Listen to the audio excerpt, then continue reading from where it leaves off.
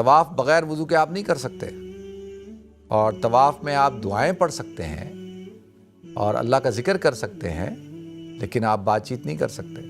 طواف کے اندر بھی آپ نگاہ ادھر سے ادھر زیادہ دوڑا نہیں سکتے، آپ نے فوکس کرنا ہے کہ مقام ابراہیم کو کیا کرو، نماز کی جگہ بناؤ۔ یہ جو مقام ابراہیم آپ کو آج اس جگہ پہ نظر آتا ہے، یہ اس جگہ پہ نہیں تھا۔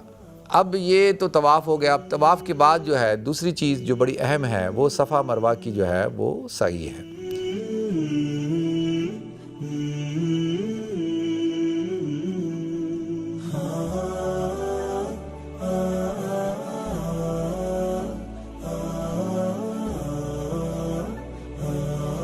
محترم ناظرین کرام، بزرگان دین اور میری عزیز ماؤں اور بہنوں بھائیوں، السلام علیکم ورحمۃ اللہ وبرکاتہ۔ تو یہ ہو گیا ناظرین طواف۔ اب طواف جیسے نماز، طواف بغیر وضو کے آپ نہیں کر سکتے، اور طواف میں آپ دعائیں پڑھ سکتے ہیں اور اللہ کا ذکر کر سکتے ہیں، لیکن آپ بات چیت نہیں کر سکتے۔ طواف کے اندر بھی آپ نگاہ ادھر سے ادھر زیادہ دوڑا نہیں سکتے، آپ نے فوکس کرنا ہے، اور جو ہے بیت اللہ کی طرف بھی نہیں دیکھ سکتے۔ اگر نظر پڑ جائے وہ ایک الگ بات ہے، لیکن جان بوجھ کر جو ہے اس طرف نہیں۔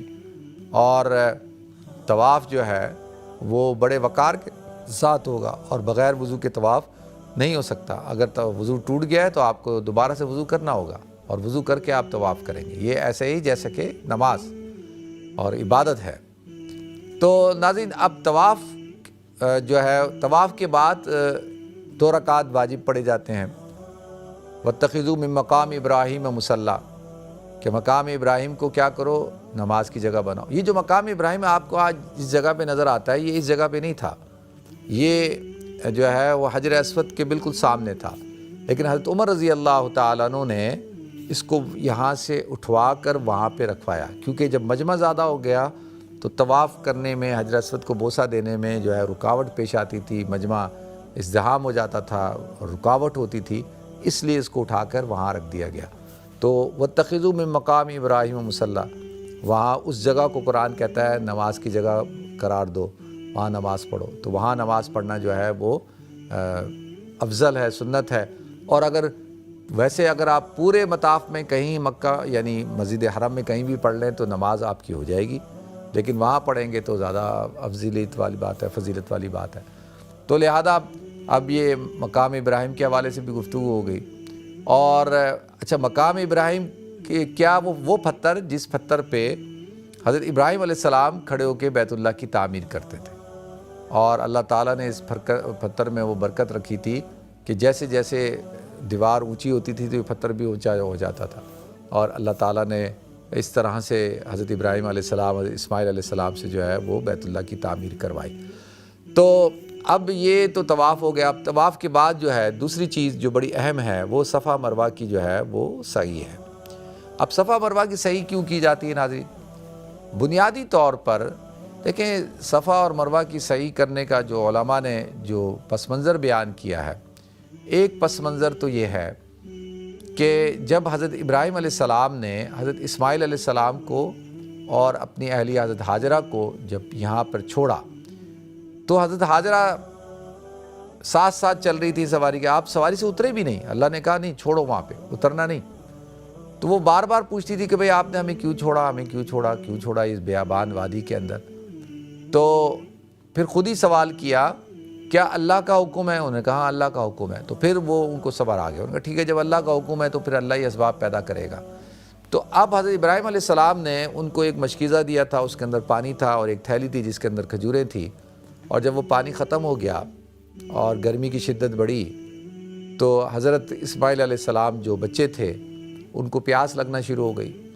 اب حضرت ہاجرہ جو ہے وہ پریشانی کے عالم میں کہ بھئی دیکھیں کوئی قافلہ، کوئی کاروان، کوئی بندہ یا کوئی نظر آئے جس سے وہ پانی مانگیں، ان کا جو بچہ ہے وہ بیمار ہے اور پیاسا ہے، اور ان کو خوف ہو رہا تھا کہ کہیں یہ پیاس کی وجہ سے انتقال ہی نہ کر جائے، اور وہ پیاس کی شدت کی وجہ سے اپنے پاؤں بھی رگڑ رہے تھے اور بہت زیادہ جو ہے بے چین تھے۔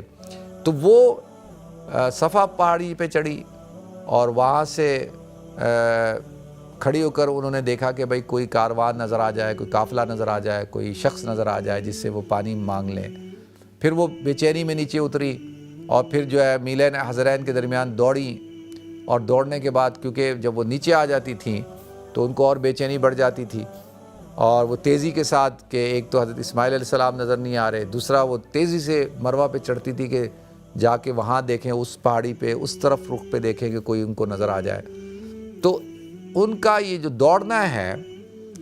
دوڑنا ہے، اس کو کیا کہا جاتا ہے؟ سعی کہا جاتا ہے، اور عربی زبان میں سعی کہتے ہیں دوڑنے کو۔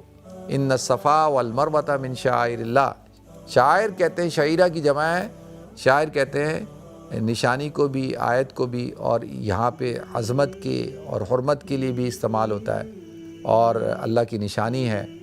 تو ان الصفا والمروہ، اب صفا اور مروہ کہتے ہیں من شعائر اللہ میں سے ہے، کیونکہ میں نے جیسے عرض کیا کہ قربان گاہ جو تھی وہ مروہ پہاڑی تھی، تو اللہ تعالیٰ نے اس کو ایک عزت عطا فرمائی تھی، اور حضرت ہاجرہ کا دوڑنا اللہ تعالیٰ کو اتنا محبوب ہوا کہ اللہ تعالیٰ نے اس کو حج کا حصہ قرار دے دیا۔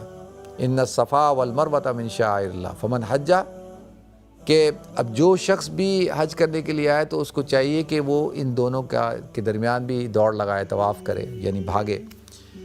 تو اس لیے جو ہے یہ صفا مروہ کی صحیح کی جاتی ہے۔ اور دوسری بات یہ ہے کہ زمانہ جاہلیت کے اندر لوگ جو ہے جب اپنی قربانی کو لاتے تھے، جو نظر کا جانور ہوتا تھا، تو اس کو چکر لگواتے تھے تو مروہ پہ لے جاتے تھے، اور اسی طریقے سے حضرت ابراہیم علیہ السلام جب حضرت اسماعیل علیہ السلام کو لے کے نکلے ہیں تو وہ بھی اس کو لے کے گئے قربان گاہ میں، تو پوری قربان گاہ جیسے میں نے عرض کیا، تو اس وجہ سے بھی تو اصل وجہ تو وہی ہے جو میں نے آپ کے سامنے عرض کی، حضرت ہاجرہ کا دوڑنا اور حضرت ابراہیم کا حضرت اسماعیل کو لے جانا قربانی کے لیے، اور جیسے پھر بعد میں جو لوگ جانور لاتے تھے قربانی کے وہ بھی ادھر لے کے جاتے تھے۔ تو اللہ تعالیٰ نے اس کو حج کا حصہ قرار دے دیا اور وضاحت کے ساتھ اس بات کو بیان کر دیا، کیونکہ مشرکین مکہ جو ہے وہ صفا اور مروہ کی صحیح نہیں کیا کرتے، وہ کہتے تھے یہ تو ہمارے لیے نہیں ہے، یہ تو جو خارجی ہیں، جو مکہ سے باہر کے جو لوگ ہیں، جو جانور لے کے آتے ہیں، ان کے لیے ہے، وہ جائیں اور صحیح کریں، ہم نے نہیں کرنی۔ تو اس لیے قرآن میں اللہ تعالیٰ نے اس چیز کو وضاحت کے ساتھ بیان کر دیا، ان الصفا والمروۃ من شعائر اللہ فمن حج فلا علیہ، تو جو شخص بھی حج کرے تو اس کو چاہیے کہ وہاں کا اس کا طواف کرے، اس کے درمیان جو ہے وہ دوڑے۔ تو اب یہ اس کا کانسیپٹ بھی آپ حضرات کے سمجھ میں آ گیا، میلین حضرین کا بھی آپ کو سمجھ میں آ گیا کہ 2 میلین حضرین ہیں، وہاں پہ دوڑ لگانی ہوتی ہے۔ اب سوال یہ اٹھتا ہے کہ بھئی یہ تو کام کیا حضرت ہاجرہ نے، اور حضرت ہاجرہ ایک خاتون، اور اسلام یہ کہتا ہے، ابھی شریعت کا حکم یہ ہے کہ مرد حضرات جو ہے وہ دوڑیں گے، عورتیں نہیں دوڑیں گی، مرد دوڑیں گے، عورتیں نہیں دوڑیں گی۔ لیکن کام تو یہ کیا حضرت ہاجرہ نے، وہ تو ایک عورت تھی، تو جب عورت اللہ تعالیٰ کو وہ بات اتنی محبوب ہوئی تو پھر عورتوں کو بھی حکم دینا کہ وہ کیوں نہیں دوڑتی، حضرت ہاجرہ تو عورت تھی۔ تو یہ بات سمجھ میں نہیں آتی، اکثر لوگ یہ سوال بھی پوچھتے ہیں۔ دیکھیں بنیادی طور پر 2 باتیں ہیں، ایک بات تو یہ کہ حضرت ہاجرہ جس وقت دوڑ رہی تھی نا، اس وقت کوئی وہاں پہ مجمع نہیں تھا، وہ اکیلی تھیں، کوئی مرد وغیرہ نہیں تھے، اور کوئی رکن ادا نہیں ہو رہا تھا، کوئی عبادت نہیں ہو رہی تھی، تو اس وقت کوئی بے پردگی کا اندیشہ ہی نہیں تھا، کوئی بے پردگی نہیں تھی کہ آدمی کہے کہ بھئی کوئی بے پردگی ہو سکتی ہے کہ وہ مرد ہیں، مردوں کے درمیان دوڑ رہی تھی، ایسا تو نہیں تھا۔ تو اب جو اس لیے عورتوں کے لیے اس حکم کو جو ممنوع قرار دیا گیا، کیونکہ اب جو ہے وہ مرد ہوتے ہیں وہاں پہ، مجمع ہوتا ہے وہاں پہ، اور اگر عورت دوڑے گی تو بے پردگی ہوگی، تو لہذا اس وجہ سے جو ہے عورتوں کے لیے ممنوع ہے، مرد اس حضرت ہاجرہ کی سنت کو زندہ کریں گے۔ تو اس وجہ سے شریعت نے مردوں کے لیے حکم دیا، عورتوں کے لیے نہیں دیا، بنیادی بات۔ پھر دوسری بات جو وہ ہے، حضور اکرم صلی اللہ علیہ وسلم نے منع فرمایا، اور مرد کریں گے، عورتیں نہیں کریں گی، اور اس کی پیچھے لاجک میں نے آپ بتا دی، وجہ کیا ہے، وجہ یہی ہے۔ تو اب صفا مروہ کی صحیح ہے، تو صفا کی صحیح شروع ہوتی ہے ناظرین کہاں سے؟ حجر اسود سے آپ نے استلام کرنا ہے یا بوسہ دینا ہے، وہاں سے آپ نے نیت کرنی ہے، اور پھر آ کے آپ نے صفا سے شروع کر کے مروہ پہ ایک چکر، پھر مروہ سے صفا دوسرا چکر، پھر اسی طرح یہ 7 چکر پورے ہوں گے۔ بہت سارے لوگ جو ہے وہ کیا کرتے ہیں، صفا سے شروع کرتے ہیں مروہ سے صفا پہنچ کر ایک چکر پورا کرتے ہیں، ایسا نہیں ہے، یعنی اس طرح تو وہ 14 چکر ہو جائیں گے، ٹھیک ہے جی۔ تو صفا مروہ کی صحیح جو ہے وہ بھی رکن ہے عمرے کا، اور حج کے اندر بھی جو ہے واجب ہے، اس کو کرنا ہے۔ اللہ تعالیٰ ہم سب کو عمل کرنے کی توفیق عطا فرمائے۔ اپنا خیال رکھیے گا، اپنی دعا مجھے یاد رکھیے گا۔ السلام علیکم ورحمۃ اللہ وبرکاتہ۔